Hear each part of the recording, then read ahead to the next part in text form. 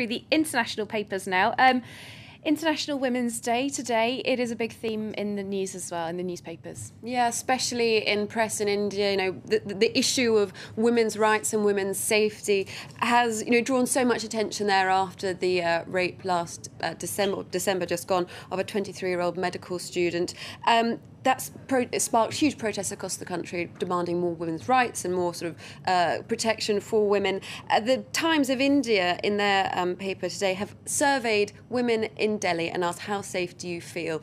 The answer, no safer, not very. 96% say they don't feel safe at all going out after dark, and 94% of the women they asked say they don't feel safe at any time in Delhi. So you could ask, really what has changed? We had all this huge public outcry on the streets. Nothing really seems to tangibly nothing seems to tangibly have happened. Let's move a bit west now to Egypt, where there's a different sort of protest movement happening there. This is according to the Lebanese progressive daily An-Nahar. They say that young women's rights activists are coming out, sort of breaking silence on what they call sexual terrorism. They say that, 2 years since the revolution, they're more concerned for their safety than ever, to the extent that they're afraid to go out in the streets, into public places and protest, into sort of the iconic Tahrir Square. Hear about a lot of incidents in Tahrir Square, Absolutely, don't we? you do, and it was especially because it was so geographically such an important focal point of the revolution, the fact that they can't even feel safe going there. They say this is a revolution that's sort of patriarchal and just for men. We want a revolution for women too. But then it's interesting then to look to Algeria to see sort of the role of women there in the Algerian police force. Now, Algeria is quite an interesting case in point. This is on the news website Al-Qud. They talk about the increase in women in the police force taking on more roles in terms of going on patrols on the streets, donning riot gear, as we can see here, training up how to use tear gas for crowd control. And the article looks at sort of, apparently in Algeria, the wages between men and women are actually quite equal. There's lots of women in top jobs, lots of women in high-ranking political positions, but where the discrepancy is in terms of law in the home. It's always the man that has the final decision. So a bit of a paradox there that Al-Qud website picks out for us today on International Women's Day. Okay, well, moving on to more economic concerns. The United States, we're looking at the consequences of those recent automatic budget cuts that apparently nobody really wanted to have happen, but they couldn't stop them anyway. They couldn't stop them, and this is what Huffington Post says is a sort of a surprising and likely consequence of those arbitrary budget cuts.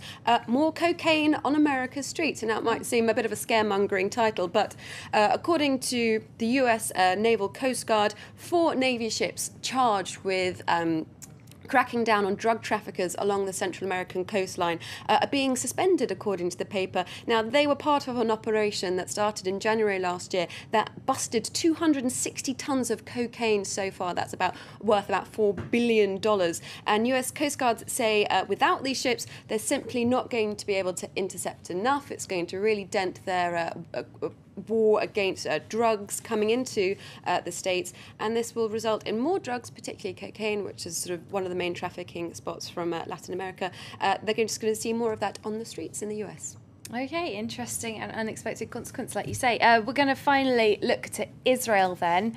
A different scourge on the streets in Israel. A canny chef who's cooking up a swarm. Yeah, this is a great piece in The Guardian. This is Israeli chef Moshe Basson. He's come up with an innovative way to deal with the recent locust swarm, a profitable one too for him. That's by cooking them. He says that in his Jerusalem restaurant, diners will pay top dollar for locust-based meals. They're both kosher and halal, so they have very broad appeal in Jerusalem. Full of protein, full of protein and low fat. They taste something between, he says, sunflower seeds and baby shrimp. Can't quite imagine what that would taste like. No, but if people perhaps our viewers at home wanted to take Moshe Basson up on this, his recipe for locust pasta, it does involve throwing live locusts into boiling vegetable stock, and they squeal a bit like lobsters. So not for the faint-hearted, perhaps. Oh, not for the animal cruelty enemies there. I'm not sure. Have you ever tried locusts yourself? I haven't. Would you be tempted to try locust ravioli? Maybe not. Unless it involves a trip to Jerusalem. Oh, yes, by then, yes, I would. If any of our viewers have tried locusts, they can let us know via our Twitter page. Thank you very much, Katerina VITTOZZI with the International Press Roundup. Now, do stay with us. Just ahead, the day's business news, including more on International Women's Day and how the gender pay gap in Europe remains despite nearly 30 years of equal pay laws.